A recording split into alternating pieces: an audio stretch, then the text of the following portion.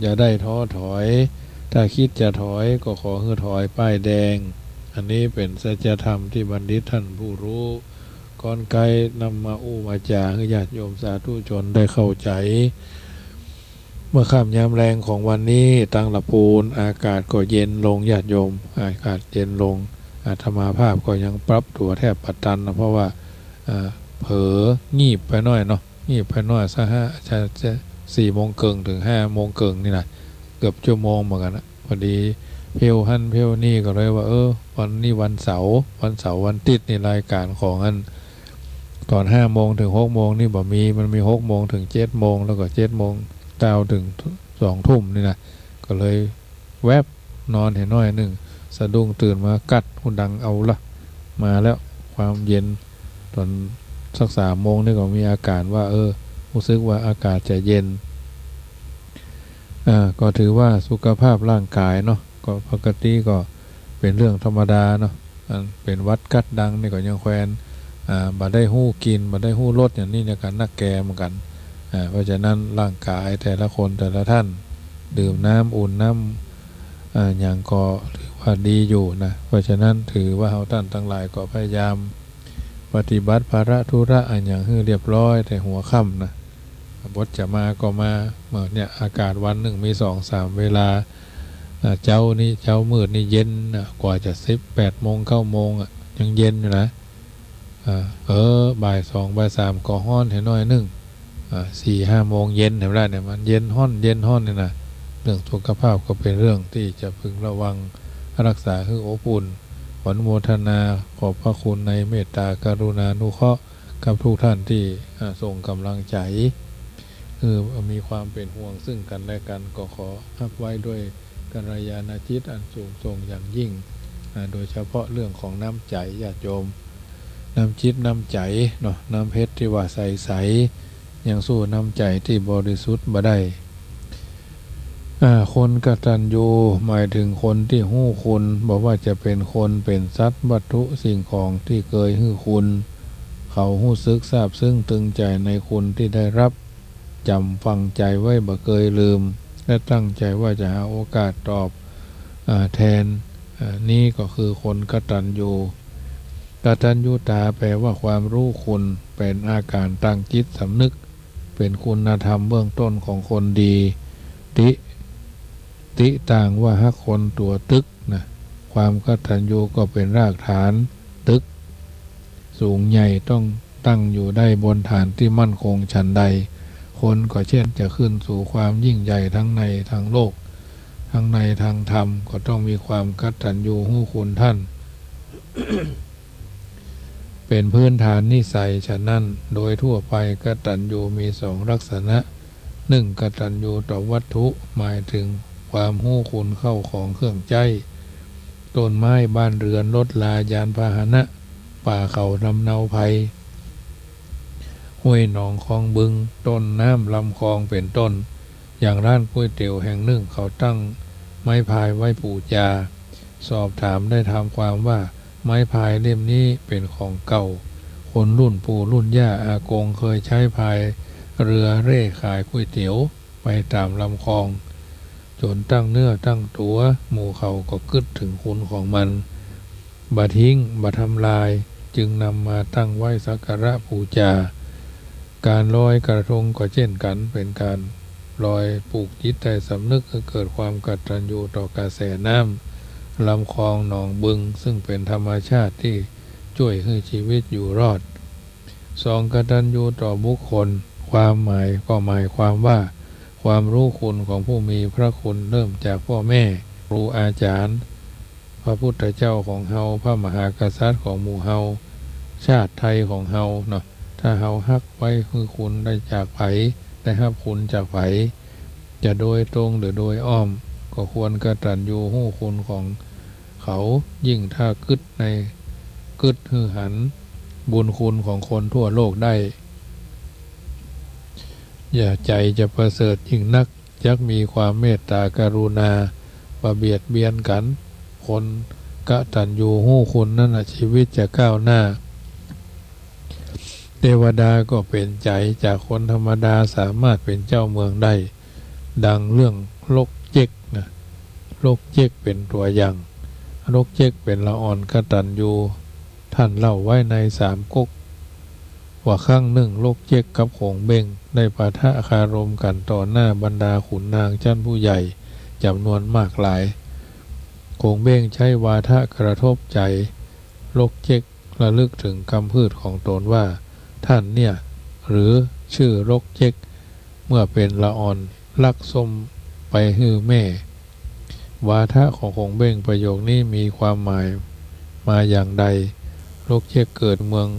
โง่เป็นละอ่อนกำพร้าพ่อตั้งแต่เป็นละอ่อนจนเป็นบ่าวเป็นผู้ใหญ่อยู่ได้ก็เพราะอาศัยใบบุญของแม่เป็นละอ่อนเฮียนดีมีความฉลาดลักแหลมมีใจใฝ่สูง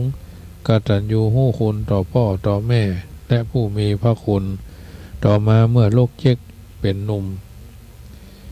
โตขึ้นเป็นหนุ่มลูกถูกแต่งตั้งขึ้นเป็นตัวแทนของเมืองโง่ซึ่งเป็นเมืองขึ้นของเมืองเมืองเกากังได้อัญเชิญสวยไปคำนับ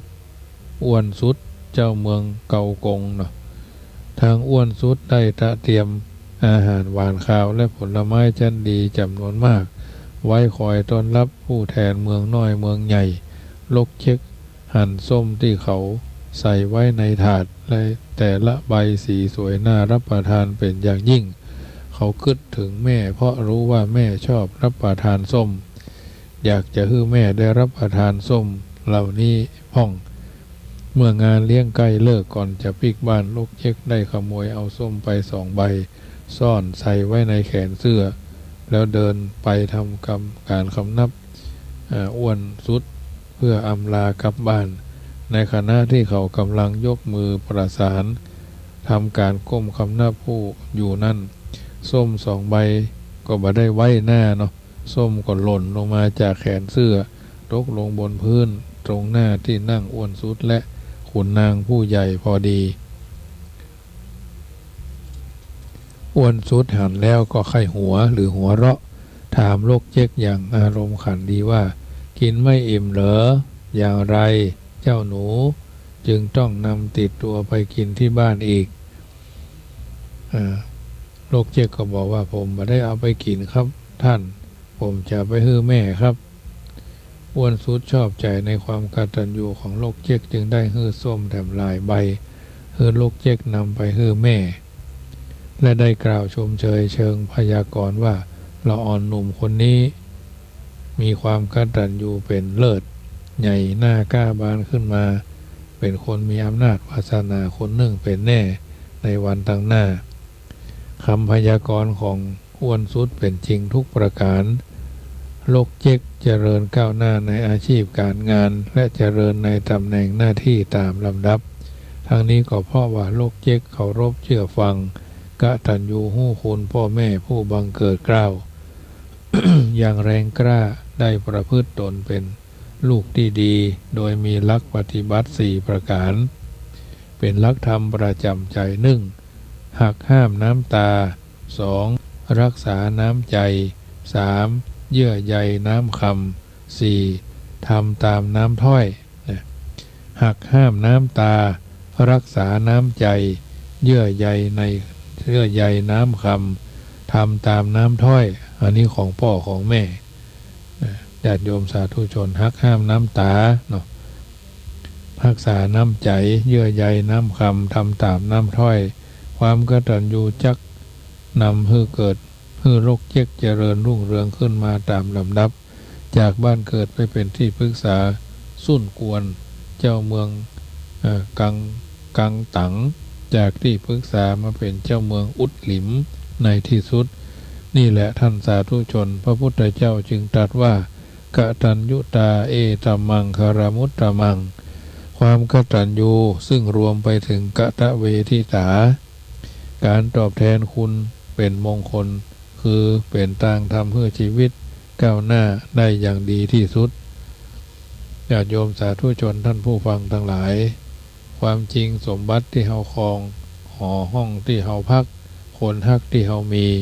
รวมถึงชีวิตของเฮาโดย ทั้งหมดนี้เป็นสมบัติที่เฮาอาศัยใช้เพียงชั่วคราวพอเสี่ยงชีวิตก็จากกันไปบ่เคยมีไผนำสันที่ตนห่วงตนแหงตัวห่วงตัวแหงคู่ห่วงที่ตนฮักติดตัวไปได้อย่างอย่างสักอย่างเลยอันเนี้ยคือสัจธรรมประจำโลกมีคนจำนวนนักเข้าไปบ่ถึงสัจธรรมที่ว่านี้เมื่อมีที่ดินทรัพย์สินเงินทองก็กลับตระหนี่ขี้เหนียวหลงไหลในสมบัติบ่ยอมใช้จ่ายให้เป็นคุณหรือทำบุญให้ใจเบิกบานหวงแหนตระหนี่ขี้จิจะกินก็กลัวพานจักด้านก็กลัวเสี่ยงคนเหล่านี้ถึงมีสมบัติมากมายก็ไร้ค่าอายุเท่าชราแก่ชราเป็นอัมพฤกษ์เป็นอัมพาตเป็นโรคแข้งขาสึงเป็นหูมึนตามึนเป็นอาเป็นหน้าลืมหลังเป็นบางทีบางครั้งก็ลุกบ่ได้ลุกก็โอยนั่งก็โอยนั่งรถเข็นเนี่ยยังก็บ่ได้แข้งขาก็ชาเป็นแข้งสึงขาสึงแข้งชาขาชาล่าตำล่าเป็นอัมพฤกษ์เป็นอัมพาตครึ่งซีกครึ่งเดียวพ่องอันยังพ่องเนี่ยบางครั้งบางเตือก็เป็นมะเร็งมาเป็นโรคเกาต์เนาะปวดกระดูกกระเด้าเบาหวานก็ยังว่าน้ำตาลในเลือดในน้ำตาลในเส้นเลือดนักก็เดี๋ยวก็เป็นเมาหัวก็เดี๋ยวก็เป็นจิตไวใจวันนะสมบัติพระสถานได้แต่มองนั่งตาพิบพิบพิบกินก็แค่อิ่มเนาะบ่เกิน20 กรัมเนาะ5 กรัม10 กรัม15 กรัมนี่แหละประมาณกินเข้าสมบัติก็พาให้เขาวิบัติคัดสนจนได้ในที่สุดเรื่องอานันทเศรษฐีเป็นตัวอย่างท่านกล่าวเอาไว้ว่าในกรุงสาวัตถีมีเศรษฐีคนหนึ่งชื่ออานันทะมีสมบัติมูลค่า800 ล้านแต่เขาเป็นคนมีนิสัยขี้จิขี้งกมีบ้านหลังใหญ่โตละโหฐานโภมฐานอย่างที่สุดระดับอภิมหาเศรษฐีเขาจัดให้มีการประชุมสัมมนาลูกหลานเป็นการภายในทุกเดือนในการประชุมทุกครั้งหัวข้อประชุมบ่เคยขาดคือการย้ำและเน้นทุกคนให้ตระหนี่งกในลักทรัพย์และเงินทองโดยเฉพาะมูระสิริลูกชาย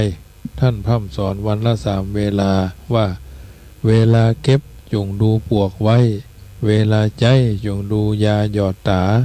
เวลาหาจงดูแมลงเพิ่งจงจำไว้เน้อลูกนะเวลาเก็บจงดูจอมปวกเวลาใจจงดูยาหยอดตาเวลาหาจงดูแมลงพึ่งจงจำไว้เน้อลูกเนี่ยคิจิได้หรอปวกมันแปลงหางมันก็ก้อยๆกาบไปกำน้อยคนละน้อยเนาะนี่คือการเก็บหอมรอมริบเก็บเวลาเก็บดูปวกเวลาใจจงดูยาหยอดตาไผ่มันจะยาหยอดตาเป็นบวยเป็นก๊อกเนาะก้อยเป็นยศอ่ะเนี่ยเวลาใจคือใจแบบนี้ใจเหมือนยาหยอดตาล้างตาเนาะบางทีก็ใจเป็นคล้ายๆกระบวยหรือเป็นอ่องคาล่องเนาะอ่องคาล่องออกคาล็อกนะเป็นพลาสติกอ่ะเอาใส่ยาแล้วก็เอาไปดันเข้าในลูกตาแล้วก็มืนตาในหั่นเนี่ยเพิ่นห้องว่าล้างตาเนาะใครที่เคยเป็นโรคตาเจ็บตาแสบตาเนาะเนี่ยจะเวลาใจสมบัติก็ใจหมอกยาหยอดตาเนี่ยมันเป็นปอญาติโยมเอ้ยซื้อหั่นซื้อนี่อ่ะก็พอดีหรอกเวลาหาจงดูแมลงพึ่งนะหมายความว่าหาได้นักแมงพึ่งมันวันเดี๋ยวก็จี้ดอกซ้ายเดี๋ยวก็จี้ดอกขวาเดี๋ยวก็จี้ดอกกระนางาเก็ดตะวาดอกบะลำไยดอกเกสรดอกหั่นดอกนี้จี้จูวีว่อนะอันนี้เวลาหาจงดูแมลงพึ่งจงจำไว้เน้อลูกอันนี้เพิ่นก็ว่าอย่างนี้เศรษฐีสอนลูกให้ห่วงแหนสมบัติกอดรัดเงินทองจนกลายเป็นคนบ้าสมบัติไปถึงบ้านนอกจากสมบัติ800 ล้านทั้งรู้กันอยู่ท่านเศรษฐียังฝังสมบัติไว้ตามซ่อนไว้ตามที่ต่างๆแห่ง5 แห่งโดยเหมือนยอมบอกให้ไปฮู้แม้แต่ลูกก็ไม่ฮู้เมียก็ไม่ฮู้ท่านเศรษฐีมีชีวิตหดหู่อยู่อย่างกังวลไร้สง่าราศีเป็นคนอย่างว่านะ ผอมแห้งแรงน้อยเนาะน้อยเพี้ยเสียขานะเพราะว่าความตระหนี่ในสมบัติต่อมาท่านเศรษฐีตายพร้อมกับหัวใจที่เศร้าโศกเพราะพลาดพลาดจากสมบัติที่ฮักและห่วงแหนอนุโมทนากับโยมแม่เรนูเนอร์ที่โทรเข้ามาหนึ่งกำลังใจเช่นเดียวกันเนอสภาพจิตใจก็เศร้าหมองจึงไปเกิดในท้องของแม่หญิงจันดานคือคนชั้นต่ำในหมู่บ้านขอทานในนครสาวัตถีลูกบ่าวของเขาได้ไปเป็นทายาทรับมรดกของตำแหน่งเป็นเศรษฐีแทนพ่อต่อไปเป็นเรื่องที่น่าประหลาดว่าตั้งแต่อนันทเศรษฐีเกิดในท้องของแม่ก็ทำให้แม่ซึ่งมีชีวิตฝืดเคืองมากอยู่แล้วยิ่งฝืดเคืองนักขึ้นแถมรายได้ของคนทั้งหมู่บ้านตกต่ำไปเหมือนกันผู้คนเกิดความปั่นป่วนนะหุ่นวายทั้งหมู่บ้านต่อมาหญิงจันดานคือกำเนิดลูกบ่าวออกมาแถมหน้าตาประหลาดตาหูดังปากบิดเบี้ยวเนาะบ่ตั้งอยู่กับที่เหมือนคนทั่วไปตั้งแต่เกิดละอ่อนเกิดมารายได้จากการขอทานของคณะจัน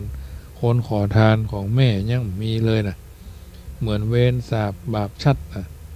เวรสาบบาปชัดเกิดความคัดสนจนยากทั้งที่บ่เคยมีมาก่อนนางก็สังเกตว่าถ้าวันใดอุ้มลูกเอาไปเสาะขอทานวันนั้นจำเป็นวันได้สักอย่างถ้าวันใดนางไปเอวขอทานตามลำพังวันนั้นพอจะมีโชคพอพ่องเมื่อลูกบ่าวเติบโตหากินเองได้แล้วนางจึงมอบกะลาขอทานให้ลูก1 ใบพร้อมกับสั่งว่าลูกฮักของแม่เฮ้ยบัดนี้ลูกก็เติบโตใหญ่ขึ้นมาแล้วสามารถเลี้ยงดูตัวเองได้แล้วจงถือกะลากะโลงบ่เป้านี่เนาะออกไปเสาะหาขอทานเด้อลูกเอ๋ยหาอาหารเลี้ยงปากเลี้ยงท้องเตอะพ่อแม่ลำบากมาเม้นนะเจ้าเอ๋ยรอนนั่นก็เอวขอทานไปตามที่ต่างๆจนมาถึงบ้านเก่าของตัวเก่าระลึกได้ว่านี่คือบ้านของตนรู้สึกดีใจรีบเดินเข้าประตูไปทางในบ้านมูละอ่อนทั้งหลายในบ้านหันเข้าต่างก็ตกใจกลัวร้องไห้ส่งเสียงจ้าละวันพากันหล่นไปคนละที่คนละทางเนาะคนใจของมูระเศรษฐีมูระสิริเศรษฐีรีบพากันมาจับเข้าไปเฆี่ยนตีจนสลบไปแล้วก็พากันลากเขาไปทิ้งไว้ที่กองขยะนอกบ้านเช้าวันนั้นสมเด็จพระสัมมาสัมพุทธเจ้ามีพระอานนท์เป็นพัชชาสมณะผู้ติดตามตัวหลังมาบิณฑบาตได้เสด็จจาริกมาถึงบ้านท่านเศรษฐีทรงหันละอ่อนขอทานกำลังนั่งร้องไห้อยู่ที่กองขยะพระพุทธเจ้าทรงแย้มพระโอษฐ์โดยบ่ได้องค์ทรงเอื้อนพระวาจาอันอย่างคมได้ปากกันซะอย่างเพียงแต่ว่าเสียงสีจะยิ้มเนาะแย้มหน่อยพระอานนท์หันพระอาการนั้นได้ก็ทูลถามว่าข้าแต่พระองค์ผู้เจริญทำไมพระองค์ท่านจึงแย้มพระโอษฐ์พระอานนท์ก็ถามแล้วพระพุทธเจ้าก็ตรัสว่าอานนท์เธอเห็นเด็กคนนี้ใช่ไหมแต่ก่อนเคยเป็นเศรษฐีมั่งมีเงินทองตั้ง800 ล้านมีสมบัติมากเขาเคยเป็นเจ้าของบ้านหลังนี้แต่สมบัติทำลายเขาให้วิบัติไปเสียแล้วเด็กคนนี้คืออานันทเศรษฐีผู้เป็นพ่อของมูระสิริเศรษฐีนี่เองพระอานนท์เมื่อทราบเรื่องจึงได้ไปเชิญเศรษฐีออกมาที่หน้าบ้านเพื่อเฝ้าพระพุทธเจ้าพระบรมศาสดาพุทธองค์ทรงยกพระหัตถ์ชี้ไปที่กองขยะในขณะที่ตรัสถามเศรษฐีว่าท่านรู้จักเด็กขอทานคนนี้ไหมมูระเศรษฐีก็บอกว่าไม่รู้จักพระพุทธเจ้าข้าพระเจ้าก็บอกว่าเด็กคนนี้คืออานันทเศรษฐีผู้เป็นพ่อของท่านเองมูระเศรษฐีก็บอกว่าเป็นไปได้หรือครับท่านผมจะเชื่อได้อย่างไรเมื่อกำหนดเรียบร้อยก็กำจัดความสงสัยของเศรษฐีพุทธองค์จึงทรงรับสั่งให้นำละอ่อนไปอาบน้ำแต่งตัวแล้วขอให้ทานอาหารจนอิ่มพอทานอิ่มแล้วทรงรับสั่งให้ท่านเศรษฐีถามที่ฝั่งขุมทรัพย์ ละอ่อนขอทานก็วิ่งขึ้นหน้าพาท่านเศรษฐีไปยังที่มีขุมทรัพย์จี้คือท่านเศรษฐีคุดทั้ง5 จุดนะพบสมบัติทั้งนั้นว่าโอ้คุณพระมันอะไรกันท่านเศรษฐีอุทานพระบรมศาสดาก็ปรารภเรื่องอนันทเศรษฐีถึงความวิบัติเพราะสมบัติของตัวเองจากเศรษฐีกลายเป็นยาจกวานิพกคนขอดังที่หันจึงทรงแสดงพระธรรมเทศนาโปรดประชาชนผู้มาชุมนุมกันหน้าที่นั้นว่าปุตตามัตถิธนมัตถิอิติภาโรวิหันยติอัตตาหิอัตโนนัตถิกุโตปุตตากุโตทานังคนโง่ย่อมเดือดร้อนในใจว่าเรามีบุตรเรามีทรัพย์แต่ที่จริงแล้วตัวตนของเขาเองก็ยังไม่มีบุตรและทรัพย์จะมีแต่ที่ไหนพระธรรมเทศนานี้ชี้คือหันสัจธรรมของชีวิตว่าในที่สุดทุกคนก็ต้องพลัดพรากจากทรัพย์สมบัติใบบ่มีภัยลงเหลืออย่างสักอย่างเหลือแต่ว่องเนาะแม้แต่ชีวิตของเขาก็ยังเอาไว้บ่ได้จะกล่าวไปใหญ่ถึงสมบัตินอกตัวเล่านิทานเรื่องนี้สอนให้รู้ว่าคนรวยสมบัติหากขาดปัญญาสมบัติก็พาให้วิบัติจนได้ดังนั้นคนมีปัญญาท่านทั้งหลายนอกจากจะใช้สมบัติเงินทองให้เป็นประโยชน์แก่คนและคนอื่นควรแปลงสมบัติให้เป็นบุญจะได้ช่วยค้ำจุนชีวิตเพราะว่าเมืองสวรรค์วิมานแมนบนสวงสวรรค์หลายชั้น16 ชั้นนั่นมีที่ให้ที่นาบ่มีเซเว่นบ่มีบิ๊กซีบ่มีโลตัสบ่มีเซนบ่มีอย่างบ่มีอันเซเว่นเนาะบ่มีกาดหนองดอกบ่มีกาดก้อนลำไยบ่มีกาดว่าโลรถมีกาดเมืองใหม่มีกาดก้นพยอมนะมีกาดนัดวันเสาร์วันอาทิตย์วันจันทร์วันการวันพุธวันพฤหัสมันจะมีมันมีเมสเซนร้านเซนอะไรเงี้ยที่เพิ่นห้างกันที่เพิ่นห้างเซ็นทรัลเนาะบิ๊กซีโลตัสอะไรอย่างโรบินสันเป็นอย่างว่ามีแต่เราต้องสร้างบุญไว้เป็นกุศลให้เราสุขสบายในชาติหน้าเพิ่นจึงบอกเอาไว้เป็นคำกรสอนใจว่าอันทรัพย์สินถิ่นฐานทางบ้านช่องอีกเงินทองมากมายมหาศาลเป็นสมบัติติดตัวได้ชั่วการจำต้องผ่านจากกันเมื่อวันตายส่วนความดีมีความสัตย์สมบัติแท้ถึงตัวแก่ตายดับไม่รับหายจะสถิตติดแน่นแทนร่างกายถึงตัวตายก็ยังตามช่วยค้ำจุนนะปุตตามัตถิอัทนมัตถิอิติภาโรวิหันยติอัตตาหิอัตโนนัตถิกุโตปุตตากุโตทานังแท้ที่จริงแล้วเรามีบุตรเรามีทรัพย์แต่ที่จริงแล้วตัวตนของเขาก็ยังไม่มีบุตรและทรัพย์จะมีแต่ที่ไหนเพราะฉะนั้นญาติโยมสาธุชนท่านผู้ฟังทุกท่านคนรวยสมบัติหากขาดปัญญาสมบัติก็พาให้วิบัติจนได้ในที่สุดฉะนั้นถือว่าเฮาท่านทั้งหลายเป็นชาวพุทธมีสุขก็เพราะมีข้าวไว้กินสุขเพราะมีที่ดินไว้อยู่สุขเพราะมีคู่นอนนำสุขเพราะมีคำเต็มเพราะสุขเพราะมีคำเต็มใต้สุขเพราะมีเฮือนหลังใหญ่มุงกระดานสุขเพราะมีลูกมีหลานมานั่งเฝ้าอยู่ถ้อยฟังกรรมสุขเพราะทุเจ้าเปิ้นปั่นปอนสุขยามสัญจรเพราะมีรถขี่รถขับสุขเพราะอยู่กับที่มีสตางค์หลายสุขบรรปลายคือฮือตาลรักษาศีลภาวนานั่นแลอันนี้เป็นสัจธรรมที่ค่อนใกล้เอามาอู้ให้ญาติโยมสาธุชนได้เข้าใจขอแต่งข้าวสารเรื่องการนุรักษ์สืบไว้ทอดอันล้านนาวัฒนธรรมนั้นเตี่ยงมั่นแต่หนาหูจักสัมมาอาพี่ป้า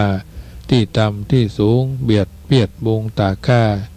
เข้าของใจใดจะดีใจแปลงให้แปลงดีมีมาจำไว้สืบกันว่าอันเลื่อยมาพ่อแม่พี่น้องเผ่าพันธุ์วงศาติดตามกันมารักษาอยู่เฝ้า วัฒนธรรมกำจ่าคนเท่าสืบเล่ากันมาแต่ไทยบ่กินก่อนตาลบ่สารสร้างบ่สารค้างไว้บ่จาก้าวอู้กำลมกำพ่อแม่นั่นหวังลูกสุขสมสั่งสอนอบรมเหมือนพรมสีหน้าพ่อแม่หูหันปัญหาเข็มกล้าหูจักสมมาเคารพฟังคำสั่งสอนขั้นตอนกราบนบฮักพ่อแม่เจ้าตาลุงแม้ถึงปีใหม่ปาเพื่อนปาฝูงดำหัวปู่ลุงสมมาคนเท่าขอพรขอศีลเล่นน้ำกินข้าวบ่เสเลเมาเฟอะฟะเข้าวัดฟังธรรมจำกรรมทุพระทุกวันศีลพระสั่งอันสอนดีวัฒนธรรมนั้นเที่ยงมั่นดีหลีกู้ป่าเวณีเมืองล้านนาเจ้าสมัยเป็นนักเรียนขีดเขียนแบบเบ้าแต่งแปลงข้าวยาวเอาไว้ครูบาอาจารย์สั่งสอนคันและตอนก่อนใกล้แต่งแปลงเรื่องอี้สืบมาจึงหัดศึกษาเรื่องข้าวล้านนาเป็นบาทถ้อยจดจำชื่อไว้นำกรรมแปลงป้อยตามบาทตามบทบาทลอยแต่เก่าบ่ดื่มสุราเฮฮาอดเอาบ่ค้านบ่ให้บ่ด้านทำดีบ่แอวบ่แวะเกี่ยวข้องบุบตีรักษาประเวณีให้ดีเที่ยงมั่นบ่สูบกัญชาเสพยาดื้อด้านอันธพานาอันตาพานเนอครับตั้งใจห้ำเฮียนขีดเขียนอ่านนับหูคูณพ่อเจ้าพิตากูลแม่แถมนั้นประเสริฐนักหนาบ่อ่านข้านาว่านับมาได้กูลน้ำกูลดินกูลลมกูลเหนือกูลใต้กูลไฟฟ้ากูลไฟมากล้นกูลแดดกูลฝนกูลคนท่วมท้นกูลอาจารย์เจ้ามากมีบุญกุลสัพพะที่ปาสุขีสืบป่าเวณีวัฒนธรรมอันจักจบข้าวสารโบราณเที่ยงมั่นหันความสำคัญเอาไว้สืบต่อกันไปยาวไก่แต่ไทยเป็นของเก่าอันล้านนาจบเพียงเต้าอี้จบเพียงเต้านี้เต้าอี้ก่อนหนาวันหน้าจักมาเล่าขานแถมเจ้าเล่าขานแถมเจ้าญาติโยมสาธุชนท่านผู้ฟังทั้งหลายน้ำธรรมคำสอนอันเป็นรายการเสียงธรรมก่อนรับตาประจำเมื่อค่ำยามคืนของวันนี้ญาติโยมสาธุชนได้ยินได้ฟังแล้วเป็นจะใดลองโทรศัพท์กันเข้ามา5 นาทีสุดท้ายมีโอกาสก็โทรเข้ามาเนอะ0861875325 0861875325อยู่จุดไหนมงใดเป็นจะใดพ่องโทรกันเข้ามาบ่ได้โทรก็บ่เป็นอย่างนั้นเพราะว่าเวลามีน้อยญาติโยม0861875325ดูกันไปฟังกันไปเรื่อยๆนะธรรมะเปรียบเหมือนแสงทองส่องชีวิตนิรมิตทิศทางอย่างเหมาะสมเอื้อสุขคลายทุกข์หายระทมจิตตนร่มเย็นหากหันธรรมอันนี้เป็นสัจธรรมที่ท่านกล่าวเอาไว้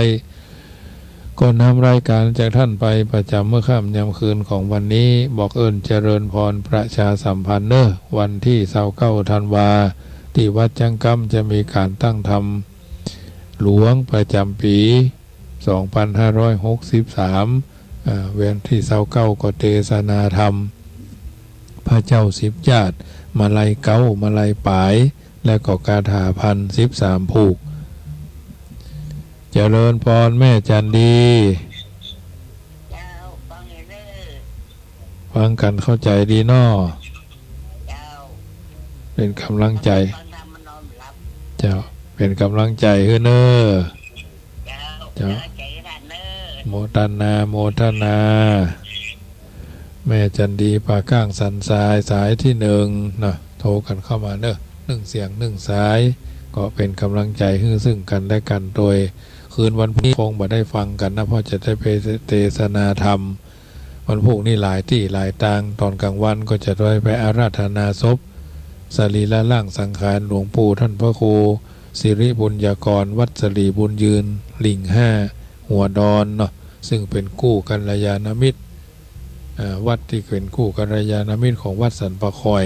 ซึ่งวัดสันปะคอยมีพระครูศรีธรรมคุณหรือพระศรีธรรมนิเทศและภูลนี้พระมหาศิลป์สิขาถโพหรือพระศรีศิลป์สุนทรวาทีเนาะปริญญาเอกเหมือนกันอาตมาภาพนี้ก็ภูมิใจว่าเป็นตนที่3เนาะของตำบลเมืองง่าในญาติโยมเป็นตนเมืองง่าตำบลเมืองง่าจังหวัดลำพูนนะ เพราะว่าตนที่หนึ่งเจ้าคุณศรีสินสุนทรวาทีโยมแม่จันจอมใจเจริญพรฟังกันอยู่นอฟังอยู่เนอะลูกกำลังใจเนอะเจ้าเหมือนกันนอวันนั้นม่วนดีเนาะเจ้าเขาอู้กันเขาว่าอู้กันแต่ว่าจะตลกกันบ่เด้อเขาว่าแล้วว่าสิไว้ในโมดไว้คู่หัดเฮาอยู่อ่ะก่อนเราเวลาไม่มาจะได้เนาะเพิ่นถึงเป็นนั้นเจ้าอาวาสเพิ่นบ่จะมีเนาะพูดถึงอันอู้กันไปอู้กันไปอู้กันมาก็ม่วนไปที่นี่มันจะอู้กันไปมันก็ม่วนวันนี้เขาได้อันมันอยู่ว่าเท้าแต่ยังวะป้านะบอกว่าอู้จัดม่วนเหรอที่มันมาด้วยกันนะมาแต่ว่าที่ใส่แว่นเนาะที่ใส่แว่นเนาะเป็นกำลังใจแม่เนอมันพอนานก็สี่ยังงั้นสัก60 ปลายเนี่ยเนาะเจ้าเป็นกำลังใจให้ทุกคนเนอเจ้าสักการเจ้าพี่น้องปุ่นดอยสะเก็ดเปิ่นไปกินไปตานวัดปากตังเจริญทำบุญสวดทิติปิโสยกชัดเจดีย์ศาลาก็ถือว่าเพิ่นมาแว่ที่วัดวันนี้กับพี่น้องเวียงผาเป้ามาแว่เหมือนกันเนาะก็ได้อู้ได้จากันบางคนพวกก็บ่เคยมาบางคนพวกก็เคยมาแต่ละคนก็ถือว่าได้มาร่วมกันหันหน้าทักทายกันก็เหมือนครับปู่ป้าอาลุงหน้าทั้งหลายพี่อ้ายท้ายหัวมาแอวหาน้องหานุ่งหาลูกหาหลานก็ดีใจญาติโยมท่านมาอาตมาภาพก็ดีใจทุกคนนะแม้เคยกันเมินบ่ได้เคยกันเมินบางคนได้เคยมาก็หายหน้าไปก็คึดเติงหาเพื่อนไทยจะลืมเฮาละก้าไอ้น่ะคึดในใจอยู่เพราะว่าเหมือนเฮามีญาติมีโยมมีญาติพี่น้องมาแอวหากันตะก่อนน่ะสมัยเป็นละอ่อนนั่นนะโอ้พี่น้องแม่อาตมาภาพพ่ออาตมาภาพมาแอวหายนะมา2-3 วันโอ้พอเปิ่นปิกเนี่ยเฮาทอโดยก้นเปิ่นสุดตานะเวลาเฮาไปบ้านเปิ่นมันก็ไปนอนแล้วเฮาปิกบ้านเฮาก็พ่อเปิ่นป้าพี่น้องตั้งแม่พอไปแอวตะก่อนนี่เปิ่นไปแอวเปิ่นมีความสัมพันธ์ลึกซึ้งกันหรอขาปิกบ้านจะปิกบ้านละกะแปลปั่นสตางค์3 บาท5 บาทโอ้ดีใจเอาขอดไว้ในกางเกงพ่องอันเปิ่นเฮาว่าตีนเสื้อพ่องนี่นะเอาหนังว่องมัดเนี่ยหนังว่องหัดเดี๋ยวมันจะมีกระเป๋าแล้วตะก่อนก็จะอี้นะม่วนไปแหมอย่างหนึ่งเก็บไปหาก็จะจ่ายแต่ละบาทแต่ละสตางค์นี่นะเปิดสตางค์ไปให้โรงเรียน50 บาท50 ตังค์พ่อง25 ตังค์เนาะสตางค์เหรียญสลึงใหญ่เหรียญสลึงน้อยเหรียญ50ใหญ่นั่นแหละเหรียญ17ปี17เหรียญกาคุดก็บาทนึงเนาะเหรียญ5 มนเหรียญ5 เหลี่ยมก็ได้ใจกันนะเนี่ยเวลาเปิ่นมาแอวหาโอ้ดีใจถ้าเปิ่นไปก็ง่อมมาเนอะธรรมภาพนี่ก็ถือว่าพ่อแม่เอามาไว้วัดไม่ใช่ว่าตัดห่างปล่อยวัดนะใหญ่หน้ากาบานเอาไปอยู่วัดพุ่นจะได้หู้จะได้เฮียนจะเป็นเจ้าคนในคนนี่นะกรรมเหล่านั้นก็ยังก้องอยู่ในหูอยู่ธรรมภาพอยู่นะอู้ไปอู้มาพอเวลาก็หมดลงพอดีญาติโยมไปเรื่อยๆนะ40 นาทีสำหรับธรรมภาพและญาติโยมสาธุชนโดยตลอดวันพวกนี้เมื่อคืนเนี่ยเขาไปได้ปะกันเนอะพอไปเทศนาธรรมเข้ากลางวันนี่กินข้าวง่ายแล้วก็จะไปพวกไปอาราธนาศพรวมเป็นอาราธนาศพแล้วก็อาจจะมาซื้อข้าวซื้อของบลังบริจิกจอกแหละนะที่เขาเมื่อแรงก็ทุกทุ่มเนาะก็จะต้องเดินทางไปอำเภอบ้านห้องเทศนาธรรมงานเข้ากำนะ16ก็จะไปบ้านที่ซาวก็จะมาวัดสรีบุญยืนนะ27ก็จะไปร่วมทำบุญวัดดงนิมิตรวัดพระเจ้าตนวัดพระเจ้าตาเขียวเนี่ยแล้วก็วันที่8 เดือนหน้าก็ไปเทศนาธรรมพุ่นนะอำเภอเวียงป่าเป้านะเพื่อนจะเข้ากำวันนี้ก็พระรอดร่วมทำบุญเพื่อไป2,000 กว่าองค์ขอบุญกุศลรอดพ้นจากภัยพิบัติอุปัตถวะกังวลอนตรายพี่น้องเวียงป่าเป้าก็ไปบูชากันได้เนอะสมทบทุนสร้างเมนองค์ละ39 บาทเนอะองค์ละ39 บาท